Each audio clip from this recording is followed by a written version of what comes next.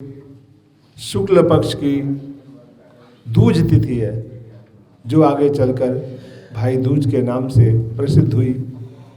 कहते हैं सारे जो व्रत त्योहार ये कार्तिक से जब प्रारंभ हो जाते हैं और वो भी एकादशी से शुरू होते हैं अमावस्या तक, उसके बाद गोवर्धन पूजा रही फिर चलता रहता है। ये ईश्वर ने बनाए क्यों? अगर ये नहीं बनाए होते तो हम मिलते नहीं। कल भंडारा हुआ, यहाँ संगत ने खूब काम किया, मेहनत भी की, लोगों की बातें भी सुनी।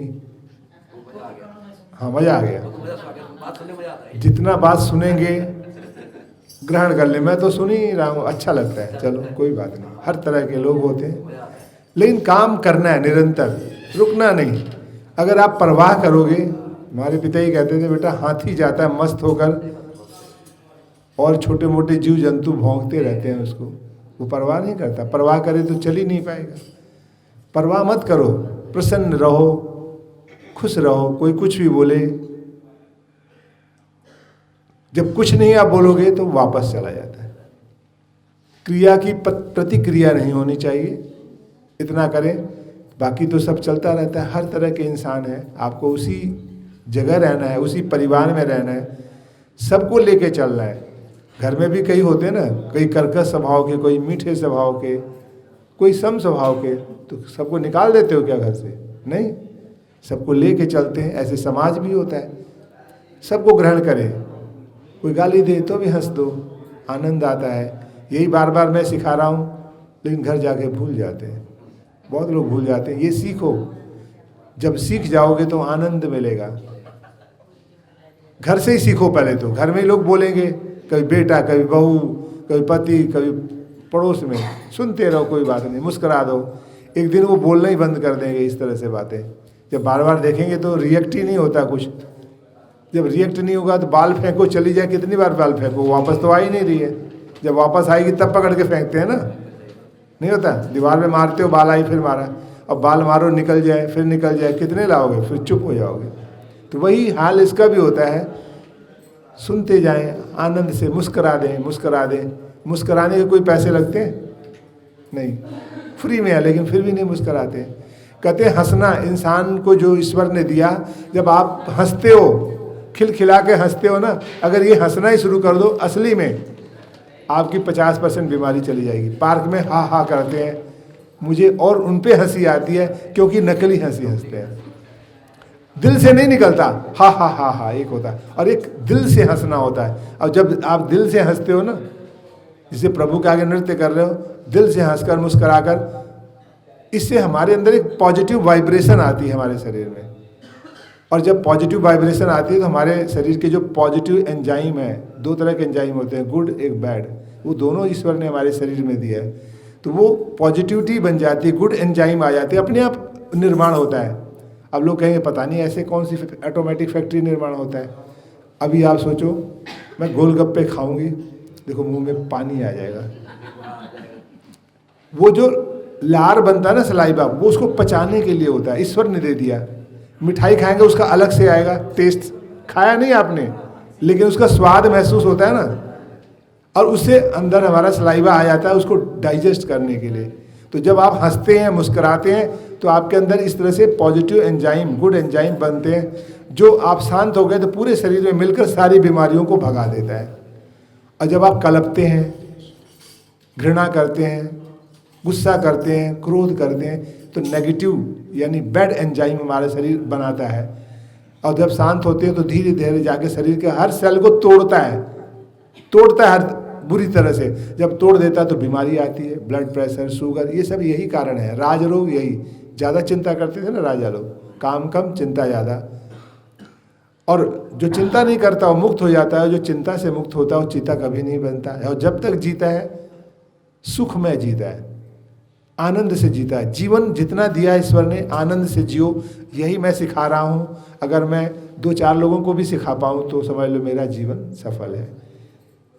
आप 2-4 लोग भी सीख जाएं इस बात को। सब तो नहीं सीखेंगे, पता है, क्लास में विद्यार्थी पढ़ते हैं ना, सारे तो टॉप नहीं आते ना, कोई एक आता है, दूसरा नंबर, तीसरा नंबर, फिर तो बाकी लास्ट में होते हैं। तो ये सभी विद्यार्थी जो बैठे हैं, कोई सीखेगा। अब जो सीखेगा तो मेरा जन्म सफल हो गया कि मैं जो प्रभु की प्रेरणा से काम कर रहा हूँ, कितना आनंद आया। सुख बांटो, सुख महसूस करो, और ये महसूस करने की कला है। सुख कहीं पड़ा थोड़ी हुआ है। आप बड़े कष्ट में भी कुछ भी नहीं है, बहुत दुख है, फिर भी आनंद मनाओ तो दुख अपने आप चला जाता है। किस बात का हम दुख सोचते हैं बताओ, किस बात का दुख सोचते हैं? हमारा कुछ है यहाँ पे पृथ्वी पर? छूने से, नहाने से क्या पवित्र हो जाता है? पहले मन पवित्र होना चाहिए आपका। उसी पृथ्वी में मिल रहा है, उसी पृथ्वी में अनाज उग रहा है और वहीं से उठा हम खा रहे हैं उसको। ये पृथ्वी सबको शुद्ध कर देती है, इतने गुण हैं। ऐसे जब हम मुस्कुराते हैं तो हमारा शरीर भी स्वस्थ हो जाता है। आज भाई दूज का दिन है। आज के दिन सभी सोनक आदि 88,000 ऋषि परस्पर हरि का गुणगान करते हुए ओम नमः भगवते वासुदेवाय इस मंत्र का उच्चारण करते हुए नाचते गाते आनंद से वो जो है पहुँचे गंगा तट पर स्नान करके और वापस सूर्य जी के सामने आए। प्रभुवर हमें आज भाई दूज का वृतांत, और उसकी एज थी 28 साल, अभी विवाह नहीं हुआ था, अनमैरिड था। ये बड़े सारे सुनने को मिल रहे हैं। मैंने कहा क्या हुआ? घर में बैठा, शाम को 5 बजे अपनी बहन को बोला, एक बहन एक भाई, बहन को मेरा जी थोड़ा सा ठीक नहीं लग रहा है, नींबू पानी दे दो। नींबू पानी बहन बना के लाई। माँ भी आ गई, क्या हुआ बेटा? वो थोड़ा सा नींबू पानी पीना है। वो पीते ही, जय सिया राम, पीते ही 28 साल का बालक, ये 28 सितंबर की बात है, अभी 1.5 महीने भी नहीं हुए, घर में तो मातम हो गया। 28 साल का बालक, न कोई बीमार न कुछ। मैंने कहा क्या हुआ? उसका चीर फाड़ करवा के पता करा भी मृत्यु का कारण क्या होता है, क्यों हुआ 28 साल में? अभी तो उसकी आयु पूरी नहीं हुई, जीवन को देखा नहीं। माँ बाप सोच रहे हैं बच्चे का विवाह करना है और बच्चा चल दिया, कितने दुख का कारण है। क्या है ये? कहते हैं कोई बीमारी नहीं थी। ये दिखती नहीं बीमारी, बीमारी अंदर बनती रहती है और बाहर कब निकलती है। लोग कहते हैं ना बुखार हुआ मुझे, फीवर, फीवर कोई बीमारी नहीं होती। फीवर नाम की कोई बीमारी नहीं है, जिसे कहते हैं हिंदी में ज्वर, इंग्लिश में फीवर। ये कोई बीमारी नहीं है। ये फीवर अंदर कुछ गड़बड़ हो रहा है उसको बताने के लिए आती है, आपको सूचना देती है कि रेडी हो जाओ, कुछ गड़बड़ है शरीर में। एक तो फीवर आता है, लोग कहते हैं वायरल फीवर। वायरल फीवर नाम की कोई चीज़ नहीं होती, डॉक्टरों ने नाम दे दिया वायरल। वायरल नहीं होता। जब उन्हें कुछ नहीं समझ आता तो क्या बोल देते? Viral fever. अंदर कुछ बीमारी है, उसकी सूचना लेकर आया है। एक होता है ना, आप बहुत थक गए, बहुत काम किया, थक गए, आपको सोने के लिए कई दिन से नहीं मिल रहा है, तो शरीर के सेल टूट जाते हैं तो फीवर आ जाता है। वो कहता है आराम करो, आराम नहीं करते तो फीवर आ जाता है, फिर बैठना ही पड़ेगा बेड पे।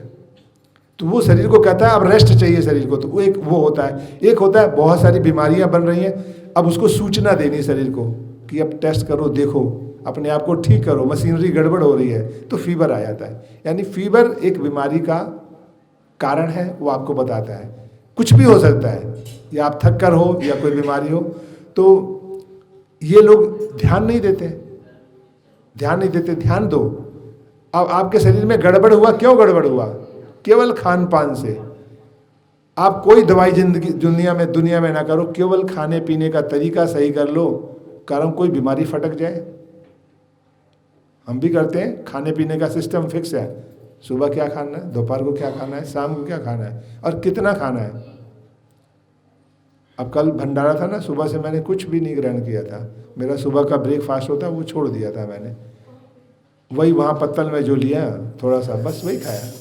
फिर शाम को मन नहीं किया, बहुत है शरीर के लिए, वो भी ना खाएं तो भी चलता है। आप अपने शरीर को ऐसा ढाल लो, खाने के लिए नहीं जीना चाहिए, जीने के लिए खाना। वो इंसान बहुत लंबा चलता है, बीमारी नहीं होती। ये शरीर में क्या गड़बड़ हो रहा है? खाने से ही उल्टा पुल्टा बर्गर, 6 दिन के सड़े हुए ब्रेड लाकर खाओगे, यही सब खाते हो ना। फटाफट दूध गर्म किया, चाय बनाई ढेर सारी और ब्रेड डुबाया खाया, ब्रेड रस डुबाया खाया, यही करते हैं ना। बिल्कुल नेचुरल खाना खाओ घर का। मेरा छोटा भाई है ना, उसका साल आया दीपावली के दिन देने के लिए, हो गए उसकी 50 बाउंड की, एकदम फिट लगता है, 28 साल का लड़का है। कहता मैं कोई योगा कोई कुछ नहीं करता, खाने का फिक्स है, सुबह 8 बजे ब्रेकफास्ट तो ब्रेकफास्ट। बाहर का करोड़ों रुपए की इनकम है महीने की, करोड़ों रुपए आ रहे हैं, बहुत जो है सफदरजंग इनक्लेव में 5-7 कोठियाँ हैं, फार्म हाउस, बहुत सारे बिजनेस हैं। उसके बावजूद खाना फिक्स, 8 बजे मीन्स 8 बजे, दोपहर 2 बजे खाना, 2 बजे शाम को, और कितना खाना, थोड़ा सा खाना, थोड़ा सा, बिल्कुल। बाहर कहीं भी जाता नहीं, खाना ही नहीं, कोई कोल्ड ड्रिंक नहीं, कोई चाय नहीं, कोई ग्रीन टी जो उबालते हैं वो, एकदम फिट। मैंने कहा यार तुम तो 28 साल के लग रहे हो।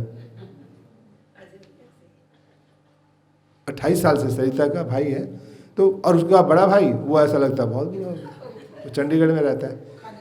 तो खाने पीने का है शरीर, आप खाओ जितना नेचर ने दिया है, स्प्राउटेड चीज़ें खाओ, कोई बीमारी नहीं होगी। तो अपने आप को पहले चेंज करो, फिट रहो, तो मंदिर में आओगे आनंद आएगा, सारे फिट लोग हैं, बीमारी नहीं है। अपने बच्चों को आपने गिफ्ट दिया, उपहार दिया बहुत बड़ा।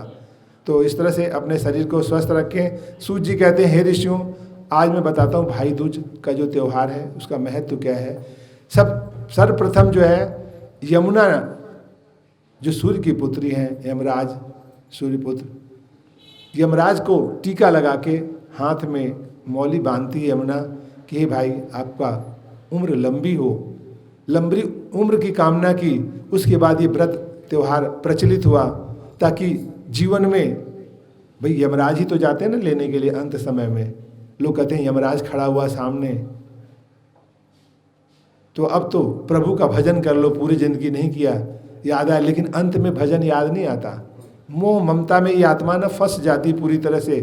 बच्चों को कहाँ पढ़ाए, क्या दे दो, जाते समय सब कुछ त्याग देना चाहिए, सब कुछ त्याग कर प्रभु का भजन करो और जाओ। तो कहते हैं लास्ट में भी आप जैसा सोचते हो वैसा ही मिलता है। सब कुछ भूल जाओ, बच्चे बेटा बहू, क्योंकि वो तो यहीं पे रहेंगे ना, क्योंकि वो भी आपको भूलने वाले हैं। आप जा रहे हो तो वो भी भूलने वाले हैं, हंसी मजाक करेंगे 6 दिन बाद 10 दिन बाद, पता लगा माँ बाप के लिए आए थे, इकट्ठे हुए, कुछ और ही बातें हो रही हैं।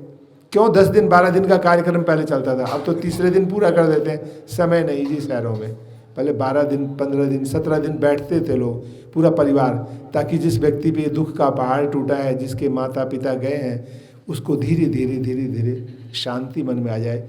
लोग ढाढ़स बनाते थे। अकेला इंसान पागल हो जाता है, अगर अकेला इंसान हो, ये सब चीज़ें इसीलिए बनाई गई तो उसका दुख कम हो जाए। मैंने एक बार पिछले साल भी आपको बताया था, जीके में हमारे यहाँ मिर्ज़ापुर है, इलाहाबाद के साथ डिस्ट्रिक्ट, वहाँ का एक आदमी आया 1945 में, वो बस गया, धीरे धीरे बिजनेस कर लिया उसने, बहुत बड़ा, कई कोठियाँ, कम से कम 350-400 ट्रकें चलती थी उसकी, बहुत बड़ा एम्पायर खड़ा कर लिया। भूल गया गाँव जाना, लोगों से मिलना। उसका बेटा हुआ, उसकी भी शादी कर दी, कभी गया ही नहीं, ऐसा पैसा कमाने में लगा रहा। तीसरी पीढ़ी आ गई, बेटा बड़ा हुआ, उसके पिता की मृत्यु, दादा के पहले हो गई, पिता की मृत्यु उसके सामने तो कभी देखा ही नहीं आस पड़ोस, कभी ना किसी के मरने जीने में गए, ना शादी ब्याह में। अब मृत्यु हो गई, डेड बॉडी घर में, कोई है ही नहीं। ऑफिस के 2-4 लोग मैनेजर सैनेजर बैठे, कोई आए ही नहीं। क्यों जाओगे नहीं तो कौन आएगा तुम्हारे यहाँ, कोई पूछेगा नहीं। अब उन्होंने पूछा क्या करना चाहिए, अरे कहीं जाते देखते ना क्या करते हैं। फिर किसी ने कहा इसको बांधो, लकड़ ला कर बांधो, शमशान घाट ले जाओ, तो वो भी पता नहीं था। निगम बोध घाट ले गए, वहाँ जला दिया। अब क्या करें जी, पता ही नहीं। कोई मैनेजर ने बताया ऐसे ऐसे करो, यानी पता ही नहीं क्या करना है। अब वो इतना पागल हो गया कि इस जीवन का फ़ायदा क्या। फिर पता लगा है कि मेरे गांव में कौन कौन है, मिर्ज़ापुर में कहाँ रिश्तेदारी है। वो गया, ढूंढा सबको, तो पहचानता ही नहीं था। मैं फलाने का पोता हूँ, फलाने का नाम बताया कि हरिकृष्ण तिवारी हैं, उनके बेटा है, मैं उनका बेटा हूँ, पोता उनका हरिकृष्ण तिवारी का।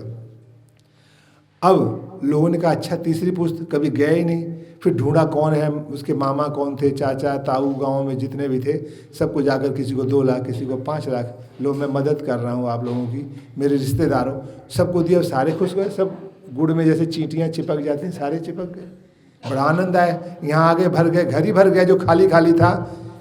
तो जो देगा नहीं, जाएगा नहीं, कैसे लोग आएंगे। फिर तो जानवर हो गए। जानवर जैसे जंगल में रहता है, कोई उसके आगे पीछे नहीं, अकेले जीना है, अकेले मरना है जब तक जीवन चल रहा है। तो वो सारे लोग जुट गए। अब उसे आनंद आया, उसने ऐसे करोड़ों रुपए बांटे सबको।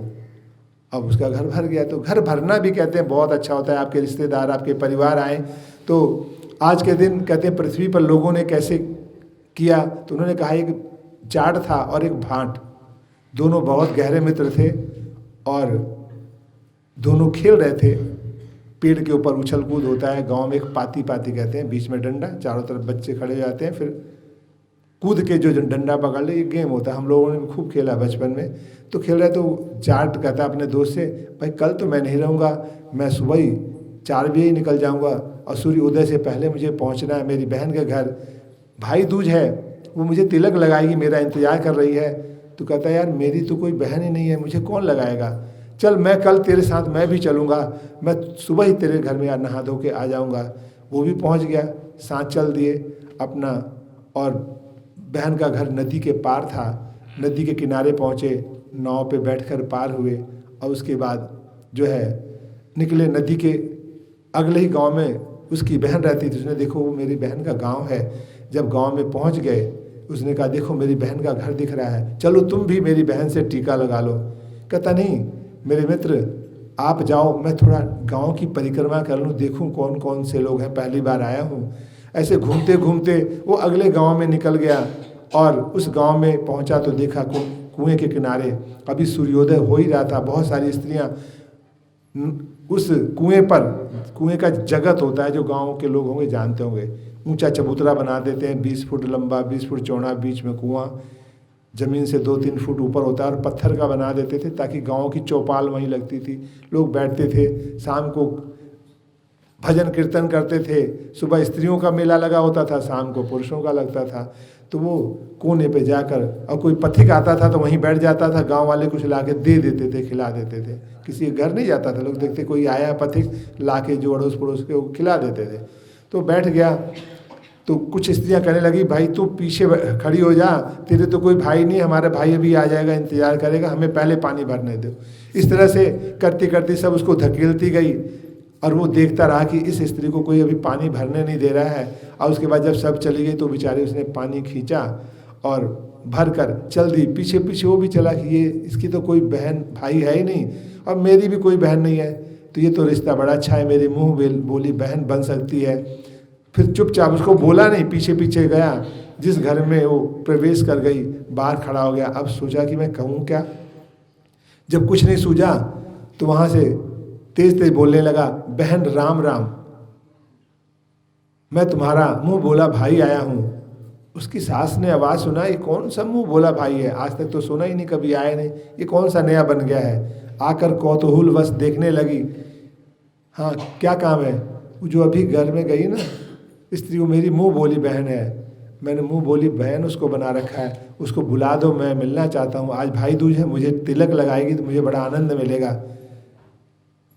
उसने सोचा चलो कोई मुंह बोला हो सकता, गांव का भाई हो, भाई बहन मानता हो, आ गया होगा। गई बोलने लगी, बहू कोई तेरा मुंह बोला भाई आया है। वो तो दौड़ती हुई, उसने सोचा कौन मुंह बोला, देखो तो सही। बाहर निकल के आई तो देखा है तो कुएं पर बैठा व्यक्ति था जो सबको देख रहा था कि कौन आ जा रहा है। वो कहती हाँ बोलो बोलो भैया। कहती मैंने तुम्हें अपना मुंह बोला बहन मान लिया है, क्योंकि तुम्हारे कोई भाई नहीं, मेरी कोई बहन नहीं, आज से तुम मेरी बहन हो।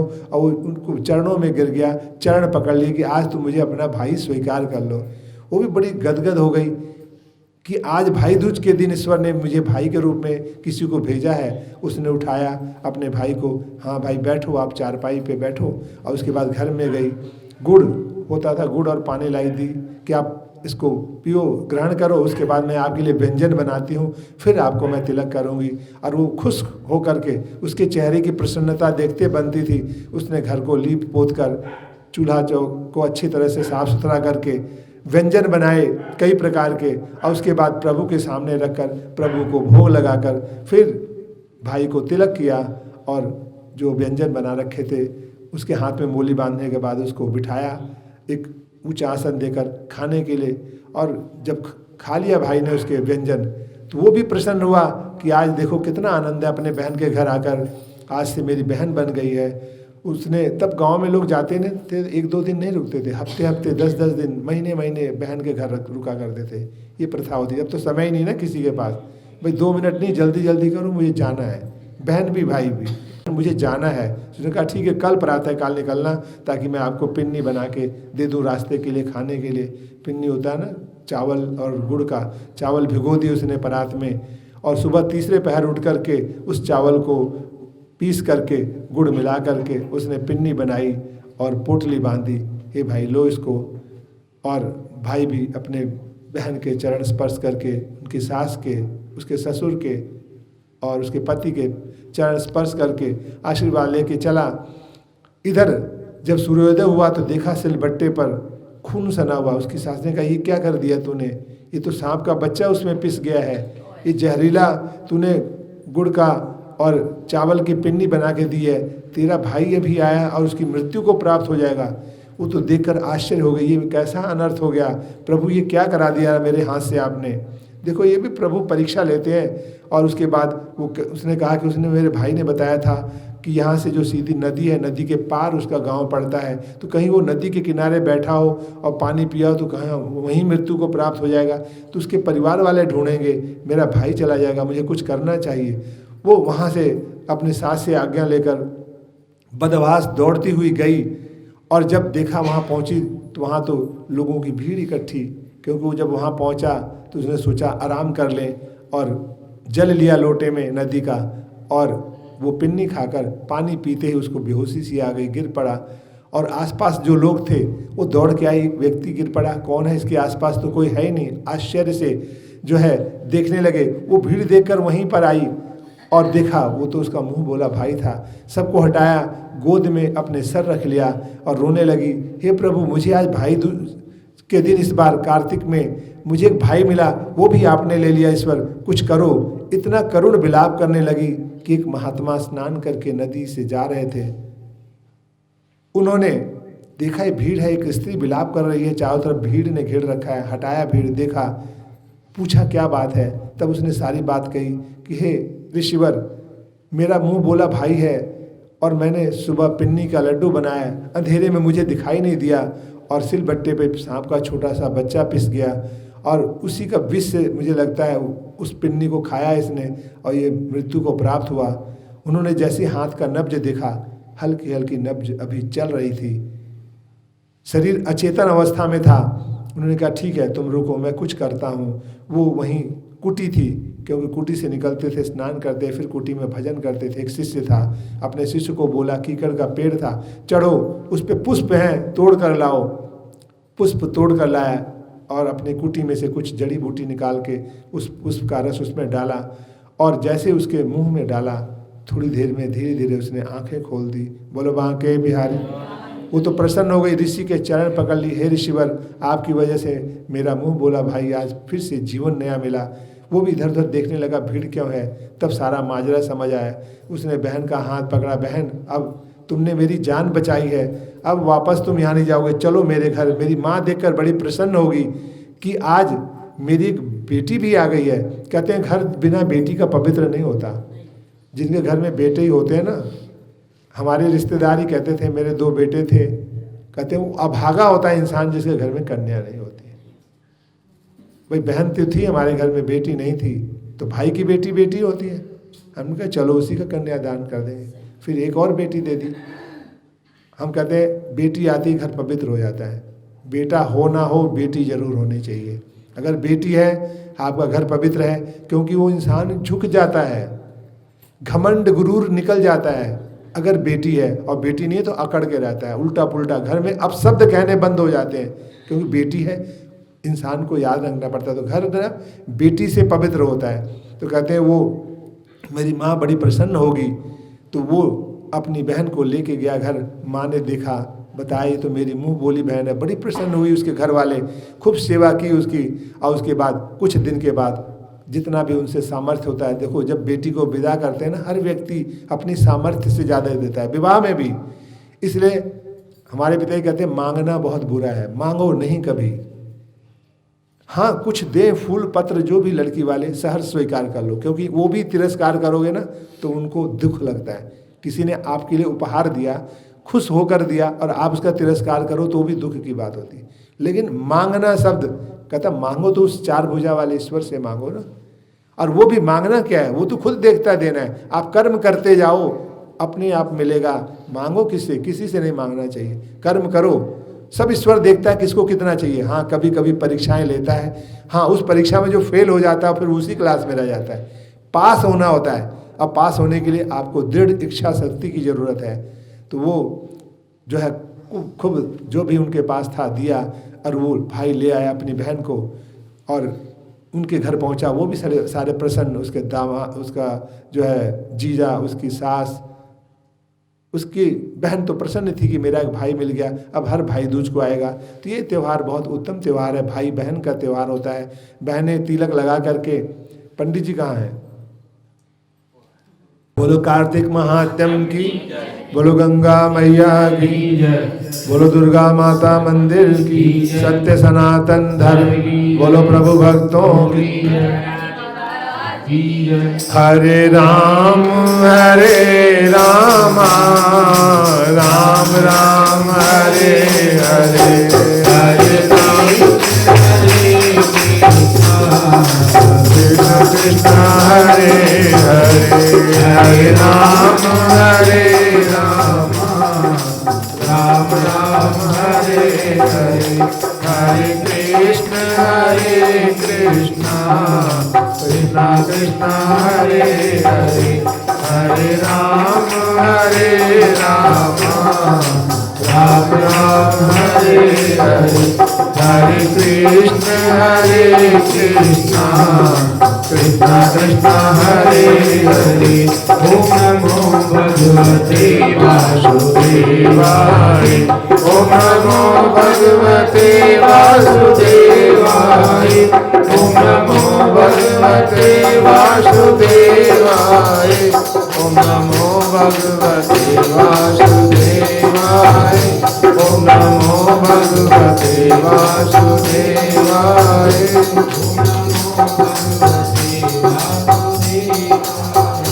ओम भूर्भुवः स्वः तत्सवितुर्वरेण्यं भर्गो देवस्य धीमहि धियो यो नः प्रचोदयात्। ओम भूर्भुवः स्वः तत्सवितुर्वरेण्यं भर्गो देवस्य धीमहि धियो यो नः प्रचोदयात्। ओम भूर्भुवः स्वः तत्सवितुर्वरेण्यं भर्गो देवस्य धीमहि धियो यो नः प्रचोदयात्। ओम त्र्यंबकं यजामहे सुगंधिं पुष्टिवर्धनम् उर्वारुकमिव वन्दनान् मृत्योर्मुक्षीर्मामृतात्। ओम त्र्यंबकं यजामहे सुगंधिं पुष्टिवर्धनम् उर्वारुकमिव वन्दनान् मृत्योर्मुक्षीर्मामृतात्। ओम त्र्यंबकं यजामहे सुगंधिं पुष्टिवर्धनम् उर्वारुकमिव वन्दनान् मृत्योर्मुक्षीर्मामृतात्। बोलो बांके बिहारी लाल की, बोलो कार्तिक महात्म की जय, बोलो गंगा मैया की जय, बोलो दुर्गा माता मंदिर की जय, बोलो सत्य सनातन धर्म की, बोलो प्रभु भक्तों की जय।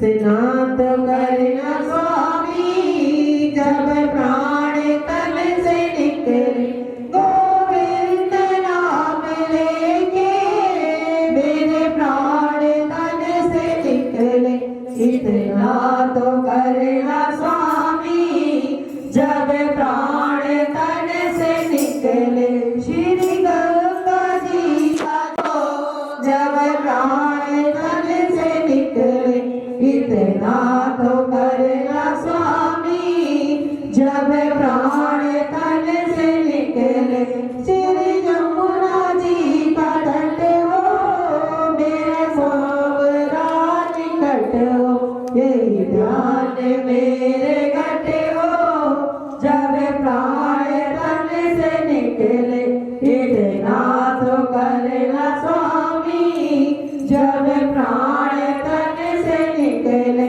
पीताम्बरी कसी हो होठों पे कुछ हंसी हो छवि मन में ये बसी हो जब प्राण तन से निकले इतना तो करना स्वामी जब प्राण तन से निकले सिर सोना मुकुट हो घुंघरे पे काली लट हो यही ध्यान मेरे घट हो जब प्राण तन से निकले इतना तो करना स्वामी जब प्राण तन से निकले तेरे चरण धरा हो मुरली का स्वर भरा हो मेरा सांवरा खड़ा हो जब प्राण तन से निकले इतना तो करना स्वामी जब प्राण तन से निकले जब प्राण कंठ आए कोई रोग ना सताए यम पास ना दिखाए जब प्राण तन से निकले इतना तो करना स्वामी जब प्राण